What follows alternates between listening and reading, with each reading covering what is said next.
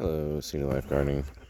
I just wanted to bring you a quick one today. I'm already partway through it because I'm trying to hurry through it because it's already starting to drizzle on me.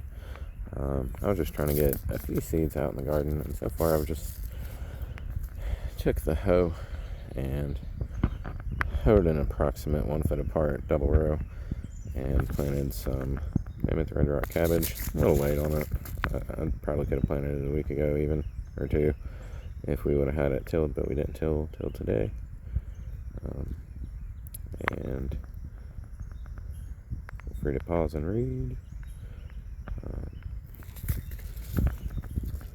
These are nice cabbages, apparently. I have not grown them before. I'm going to try them this year. I've already placed them about a foot apart, and then I even re-sowed a little bit on my way walking back to this side with some extra just because it was packed for 2025. So just in case germination is a tad bit low, I just sprinkled a few more in, and I'm probably going to come back with some Daddy Pete's and cover it up. But real quick, before this rain really opens up, I think I'm going to try and do a few closer little rows here, and I should garden rake this a little even before I do, but done's better than perfect. And I'm going to try and sow some spinach in like a little triple row next, and then a few rows a little bit spaced a little bit further apart for bush beans. And if I can't get it done, I've already got quite a bit of drops on the screen. This is going to be a wet one today. I'm going to go ahead and pause and come back to you in a few. Hopefully we don't get rained out too bad. Okay, we are back, and just with the amount of drizzle, I decided to change of plans. I already have the seeds out in the double row of cabbage, and I already went and spaced about every 6 inches. These little white dudes are the Clue Lake bush bean. I bought it by the quarter pound. Forgot I had some in them bought contender bush beans too this spring, but feel free to pause and read. Sorry, it's kind of crunched up. Anyhow, it's drizzling, so let's get to it. I'm gonna probably just step kind of wide to about here and make a little mark with my foot to come back to. Try and leave enough space to fit a tiller in. Actually, I might move that over a few inches.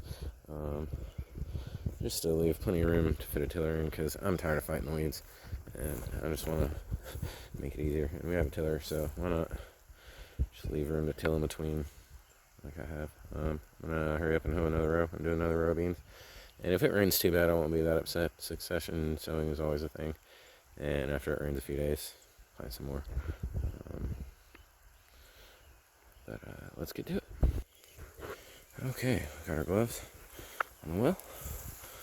We got our new row out. I'm gonna try to show you guys how simple it can be. Just grabbing a good 4-finger pinch out of the bag, and just try and drop them approximately every 6 to 8 inches. Might even put one in the middle of those. Alright, yeah. Dun, dun, dun.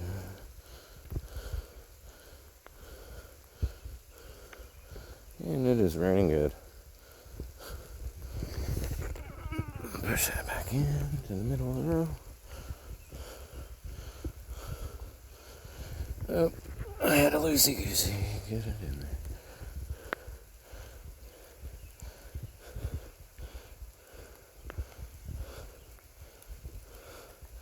And it just took one 4-finger pinch and we did the entire row. And it is raining pretty good. Shoot, fire, do I want to try and do another one? This case is supposed to be waterproof. It might start pressing buttons on its own soon though, and stop the video. If it does, happy gardening.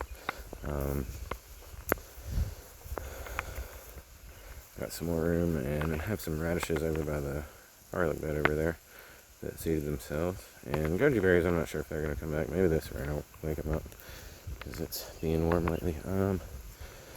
Alright, I do want to cover these up. Let's try and squeeze in one more row. I'm going to have another row real fast. Let's grab these gloves, set the phone down. I'll be back. tongue-tied. Okay, we're back, and I promise I don't fully wing every single one of these. I swear, I feel like in every video so far, I've about had one talking point that I've accidentally skipped over and not realized till after it was too late. Let me grab these out. Hang on.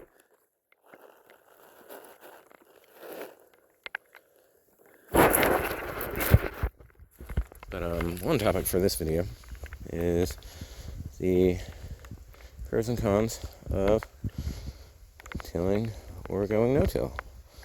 And just to summarize that real fast, tilling disturbs your soil bioweb. Where did he go? I'm trying to find him on the camera. He should be wiggling around. Where is he? Where'd he go? Anyway, there's probably a little ant. There's all kinds of stuff that lives in your soil. Everybody, like, from microorganisms, bacteria, fungus, some of which are good for your plants, some of which may not be.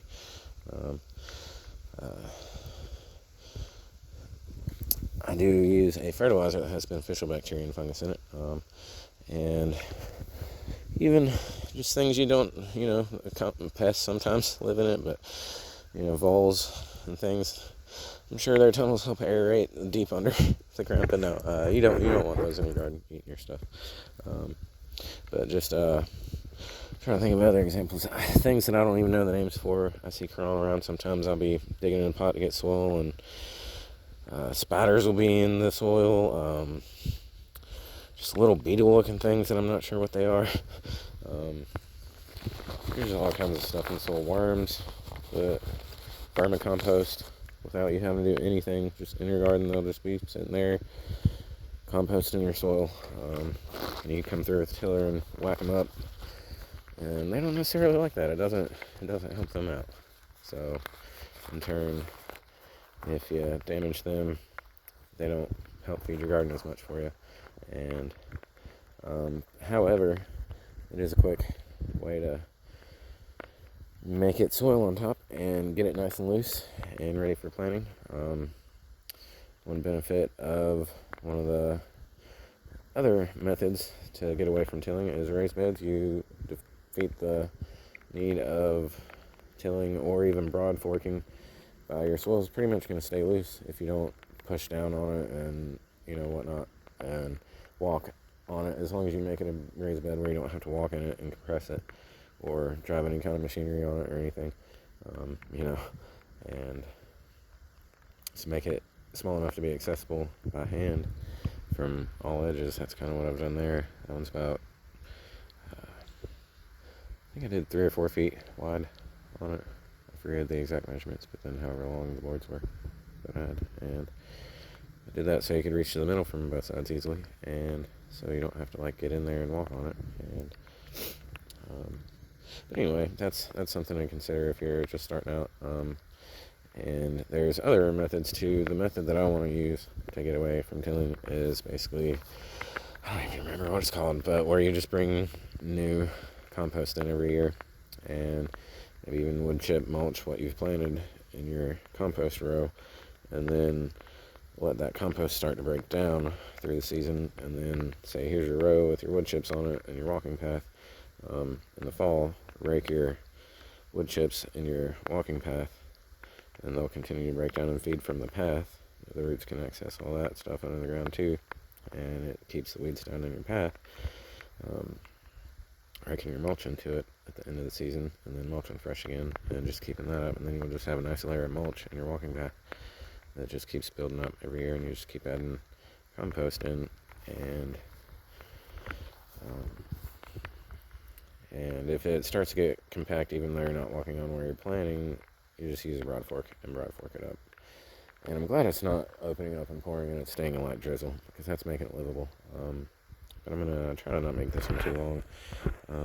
I don't think I am going to plant the spinach over here today. I think my plan might be to actually put the spinach, do a smaller planting of it, and then plant it again. It's starting to get a little late because it will start to bolt once it gets too warm for it. And I feel like that's right around the corner. We're going to go from the wild temperature swings to just being hot. And the fun part about living in Appalachia. But But yeah, my plan might be to just clean a bunch of this out. There's not a whole lot going. I think this is an onion. It's just growing because I let a grocery store green onion that I grew over here go to seed. This is disconnected. Something's been over here eating my asparagus. Oh my goodness, y'all. It's probably rabbits or... I did see a groundhog. That's probably the death sentence in my garden this year. Let's hope not. But something's eating. It definitely is a good sign when stuff tries to eat your garden, but it also is not fun. I think something might have also snipped this little leaf off of my newly transplanted 1-year plant that was dormant just a few weeks ago. But yeah, I might do the spinach over here after I clean this up. And just don't forget that I have raspberries here, and there's an onion growing there, and the asparagus starts right there. Just remove, I think this was a cucumber plant or something I had in here, I believe, and so was that. One of these might have been, that one was a tomato plant right there on that little stake. Those are, by the way, these bamboo things, I do not recommend those for tomatoes unless it's a dwarf variety of a tomato or something. Even a cherry tomato, those will probably bend. The little bamboo things that you find I think that was Home Depot or something, or Lowe's. I think Lowe's actually. I probably shouldn't name drop, but it's not that they're not good. They're just not for tomatoes. Like you can let other things climb on them. I'm sure, like cucumbers and other smaller things can grab onto them to have somewhere else to reach. But I don't recommend tomatoes. Get a real stake for tomatoes. It's nothing bad against the company. It was just a bad choice by me for what to use it for. What is this? A raspberry plant. Oh, something fell from a tree or something. Right. So hopefully I haven't made too much phone case noise for you guys in this video. Oh, what happened here? Yeah, something's been messing around in the garden. Oh my gosh, y'all. I can't have nothing. The critters around here don't let me have nothing. They say move to the country and have a garden. No, I say go to the city and have a garden. Honestly, it's easier, surely, there, with less critters. But let me show you what I mean, too. So, like, I have goji berry. They're in, like, their 3rd year. It's this little limb here, but they don't have their leaves on them yet, and it's been fairly warm. Here's the raspberry patch, you guys. Alright, we're already at almost 13 minutes. I think I'm just going to gently... Actually, I don't think I'm going to cover it up with... I think I'm going to bring some Daddy Pete's over. To kind of also help mark the rows with the darker soil color that I believe it'll look darker in contrast to my native soil here. And just look at how deep I need to cover things, and go grab my bag of bush bean seeds before, never mind, they're already in my pocket. They're not getting that wet, but get them inside before it gets too wet. All my other bags of seeds are inside. But yeah, throw some dirt on these, let the rain do its thing, get out of the rain myself. I hope you all have a great day. Happy gardening. And if you have a greenhouse, keep it maintenanced. I try to point down so I don't even have to show you guys. But yeah, that thing needs some work. But as does the whole structure. But yeah, got the garlic bed. Got the garden planted. Gonna bring some Daddy Pete's over. Let's not drag it out anymore, but take a peek at the radish. Grow next to the garlic bed. Till in a little bit of it. I don't think it was gonna give me that many good radishes, just because of how tight they were growing. But these are fairly loose, and now covered in dirt. A little bit. I'm gonna have to come out here and water them too, and deliberately try to rinse them off a little bit. But even though it's raining, just, make sure they get washed, all that dirt washed off of them. But you guys have a good one. I'm going to get some soil out here and call it a day, seeding the seed of life into the garden. Have a good one.